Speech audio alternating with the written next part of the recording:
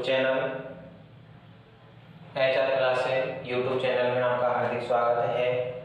आज हम लेकर आए हैं आपके सामने जेनेटिक्स आनुवंशिकी।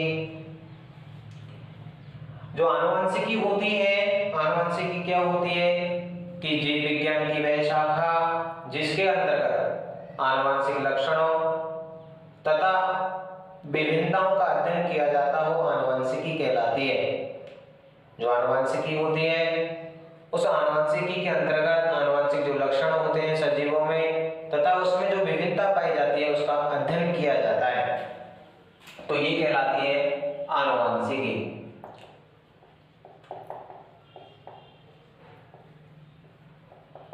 जो आनुवंशिकी है, आनुवंशिक लक्षणों का अध्ययन करना, आनुवंशिक लक्षणों का अध्ययन करना ही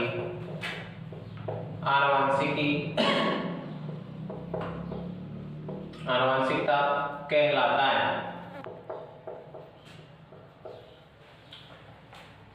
जो आनुवंशिकी है जेनेटिक्स, इस जेनेटिक्स का जो प्रतिपादन करने वाला अर्थात इसका जो जनक कहा जाता है द फादर ऑफ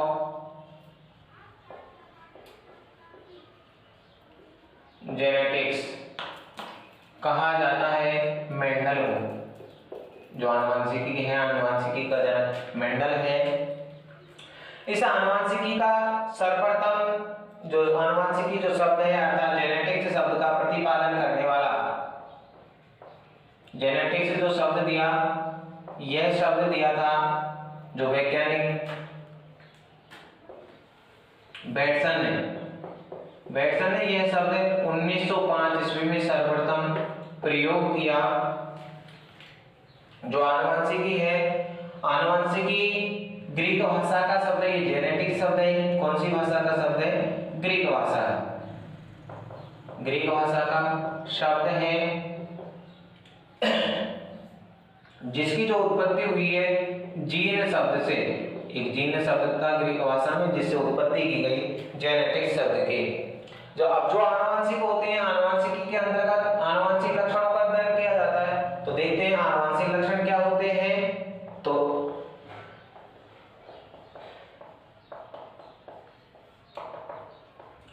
ऐसे लक्षण जो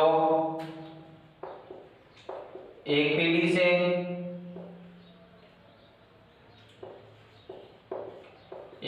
से दूसरी पीढ़ी में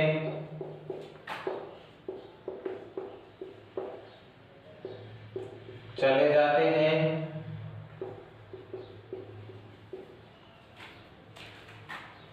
तथा भावी पीढ़ी में इन गुणों का आना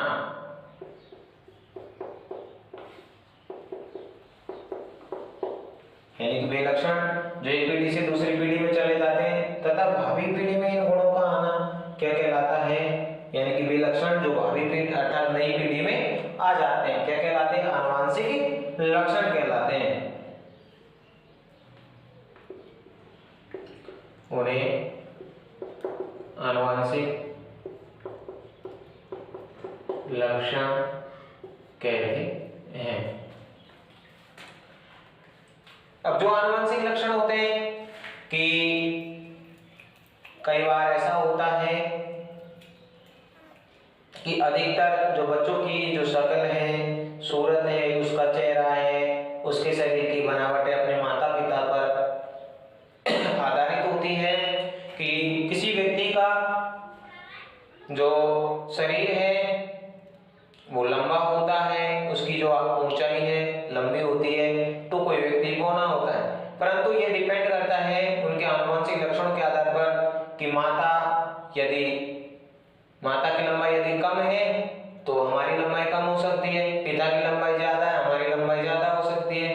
ये डिपेंड करता है कि आनुवंशिक लक्षण या तो माता के होते हैं या पिता के, अर्थात जनक पीढ़ी से ये लक्षण एक पीढ़ी से दूसरी पीढ़ी में चले जाते हैं, उसको बोला जाता है वंशागति। तो जो वंशागति होती है, वंशागति को बोला जाता है इंग्लिश में हेरिडिटी। इस हेरिडिटी है कि आनुवंशिक लक्षणों का जनक पीढ़ी से संतति पीढ़ी में संचरण वंशागति कहलाता है।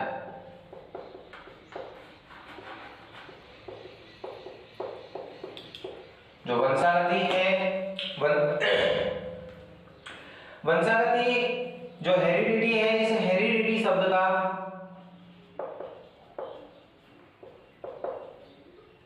जो प्रतिपादन करने वाला वैज्ञानिक था वो था स्पेंसर। स्पेंसर नामक वैज्ञानिक ने क्या किया था, इस हेरिडिटी शब्द का प्रतिपादन किया था और वो किया था भैया 1863 ईस्वी में। अब देखते हैं कि जो वंशागति लक्षण एक पीढ़ी से दूसरी पीढ़ी में किस तरीके से पहुंचते हैं। तो ये लक्षण जाते हैं गुणसूत्रों के माध्यम से और गुणसूत्रों पर पाए जाते हैं जीन। तो एक विधि होती है जिसको बोला जाता है जीन विनिमय विधि। तो आनुवंशिक लक्षण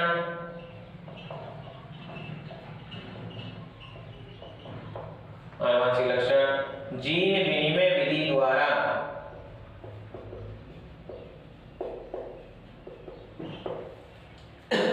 एक पीढ़ी से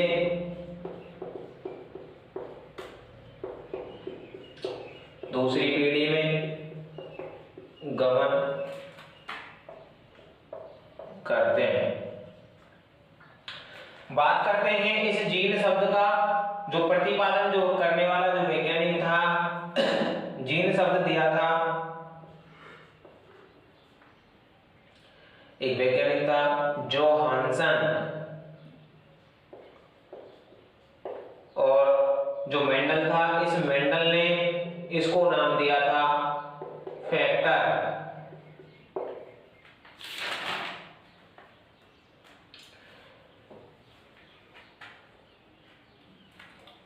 फैक्टर को बोला जाता है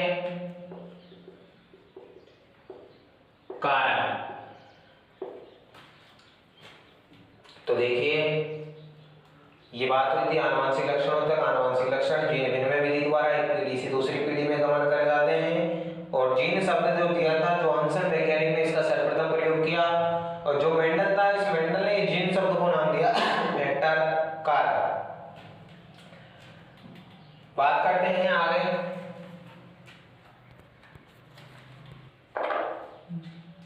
जो आनुवंशिकी है, आनुवंशिकी का जनक था मेंडल। मेंडल का जो पूरा नाम था ग्रेगर जॉन मेंडल। कि इसका कुछ जो जीवन परिचय क्या था, कि इनका जो जन्म हुआ था 22 जुलाई 1822 ईस्वी में। गांव था ऑस्ट्रिया, जो देश है ऑस्ट्रिया के हेंजनडॉर्फ प्रांत में।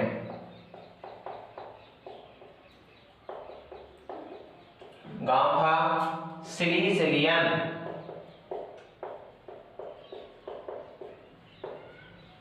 इन्होंने 1842 ईस्वी थी उनमें डिग्री प्राप्त कर ली।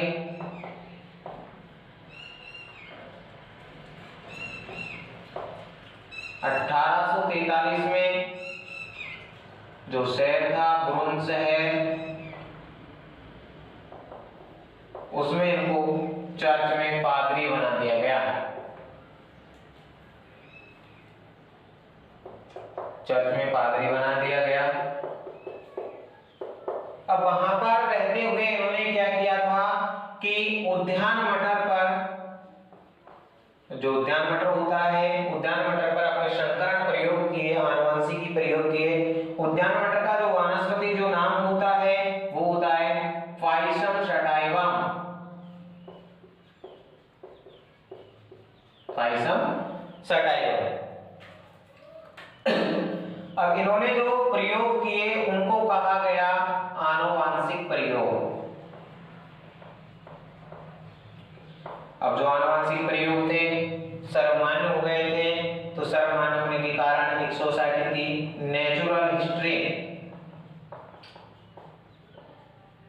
Natural history of ब्रून society. इसने क्या किया था कि इनके जो आनुवंशिक प्रयोग थे उसको जो इनकी जो वार्षिकी होती थी उस वार्षिकी में पादप संकरण पर प्रयोग एक शीर्षक बनाया, पादप संकरण पर प्रयोग, और अपनी जो वार्षिकी में इनको छापा। अब इनको सर्वमान्य मान्यता प्राप्त हो गई। इन नियमों को कहा गया, इनके द्वारा दिए गए जो नियम थे उनको बोला जाता है मेंडलवाद। मेंडलवाद अर्थात मेंडल के द्वारा जो आनुवंशिकी जो नियम दिए गए थे उनको मेंडल के आनुवंशिकी नियम या मेंडलवाद कहा जाता है। कौन कौन से नियम थे इनके द्वारा? 3 नियम दिए गए। जो 3 नियम है, इनका जो पहला नियम था प्रभाविता का नियम, दूसरा जो नियम था पृथक्करण का नियम,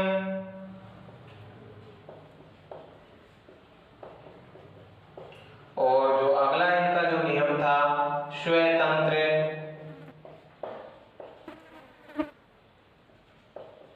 अपगमन का नियम। बात करते हैं कि जो मेंडल था, ग्रेगर जॉन मेंडल, यहां से क्वेश्चन पूछा जाता है कि अनेक सारे जो वैज्ञानिक आए परंतु उनको सफलता हासिल नहीं हुई। क्या कारण था कि मेंडल को ही सफलता हासिल हुई? तो मेंडल की सफलता के अनेक सारे कारण थे, तो मैं यहां पर लिख रहा हूं मेंडल की सफलता के कारण।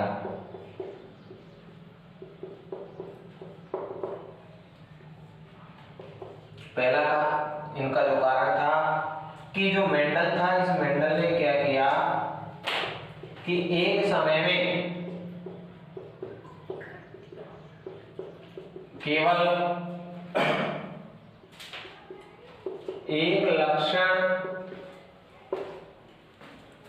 एक लक्षण की वंशागति का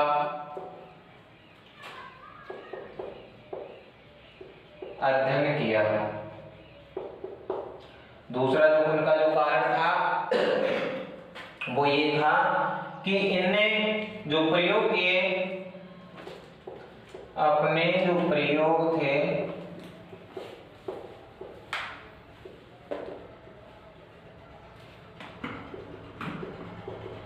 अपने प्रयोगों के निष्कर्ष के आंकड़ों का समुचित रिकॉर्ड रखा।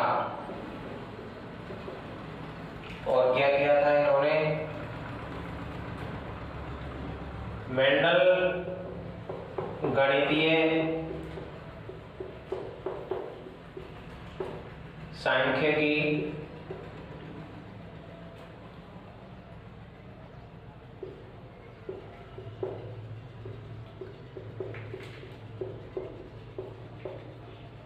का पूर्ण ज्ञाता था। अगला जो कारण था मटर के पादप का चयन सावधानी पूर्वक किया।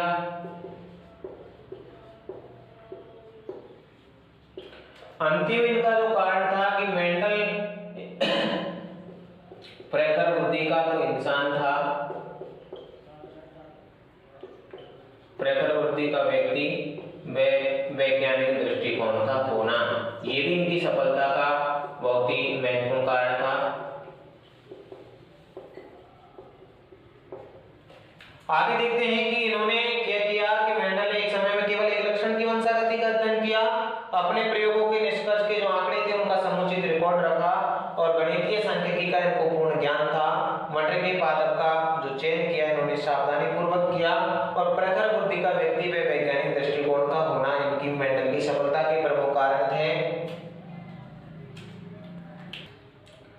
आगे तो क्वेश्चन बनता है कि इन्होंने मटर के पादप का ही चयन क्यों किया? तो मटर का पादप 1 वर्षीय होता है,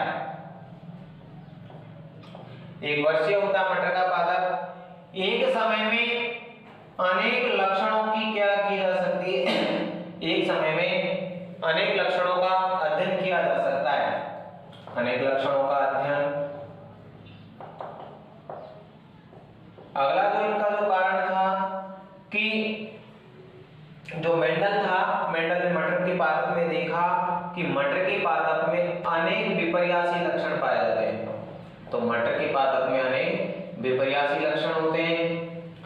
मेंडल था, उस मेंडल ने देखा कि मटर के पादप में अपन क्या करवा सकते हैं कि विपुंसन विधि द्वारा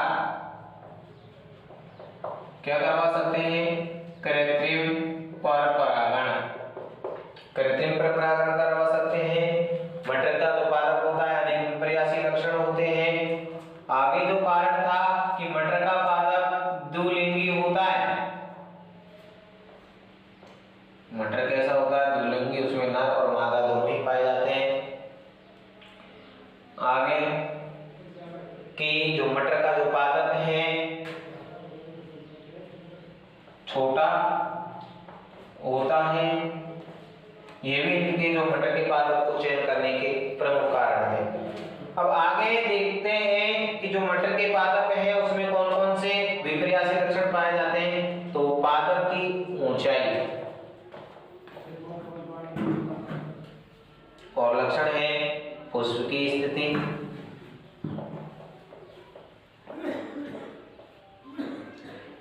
परिपक्व फली का रंग,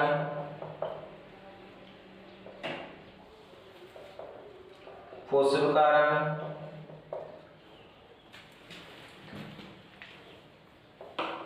अपरिपक्व फली का रंग,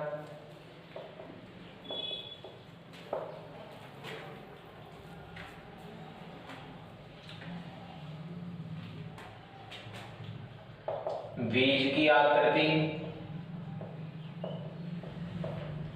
और बीज का रंग।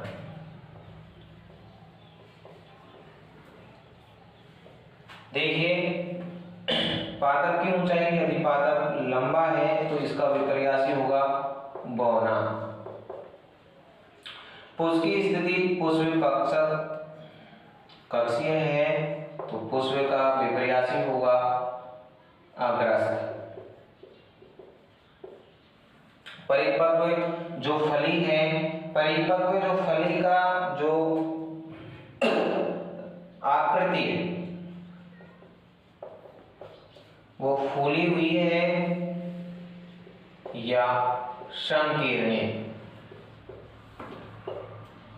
परिपक्व जो फली का रंग हरा है या पीला है। पुष्प का रंग बैंगनी है या सफेद है। बीज की आकृति गोलाकार है या झुर्रीदार। और अगला है कि बीज का रंग यानी कि पीला है या हरा। तो ये इनके 7 विपर्यासी लक्षण थे। इन 7 विपर्यासी लक्षणों को लेकर इन्होंने 7 वर्ष तक प्रयोग किए। 7 वर्ष तक प्रयोग करके उनको सफलता हासिल हुई, परंतु इनकी सफलता के कारण जो 3 वैज्ञानिक थे जिन्होंने दोबारा इनके जो संकरण की प्रयोग थी उन पर दोबारा प्रयोग किए थे, उनको कहा जाता है मेंडलवाद की पुनर्खोजकर्ता। तो मेंडलवाद के जो पुनर्खोजकर्ता जो वैज्ञानिक थे वो 3 वैज्ञानिक थे। एक वैज्ञानिक था हॉलैंड का, उसका नाम था हुगो डी व्रीज। एक जर्मनी का था, जर्मनी का कॉल कॉरेंस। एक था ऑस्ट्रिया का एरिक वॉन शेरमैन। इन तीनों वैज्ञानिकों ने मिलकर के मेंडलवाद की पुनः खोज की और इन्होंने देखा कि मेंडल ने जो नियम दिए हैं